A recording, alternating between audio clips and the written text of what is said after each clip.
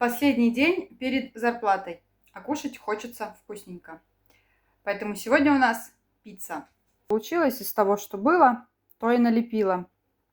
Я когда покупаю сосиски, парочку всегда кидаю в морозилку, чтобы приготовить пиццу. И также хвостики колбасы.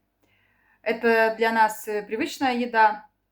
Пицца без сыра, очень даже классная. У меня еще созрела одна идея пирога из того, что было. Я отварила картошку. Со вчерашнего дня у нас осталась тушеная капуста. Тут вот у меня одна сосиска напополам и прям жменька грибочков. Еще в холодильнике есть одно яйцо. Как раз из этого я и сделаю офигенно вкусный пирог. Даже из такого небольшого количества продуктов я сейчас накормлю всю семью вкусным ужином. Вот такой у меня получился пирог а-ля пицца по-русски. Выглядит очень даже вкусненько.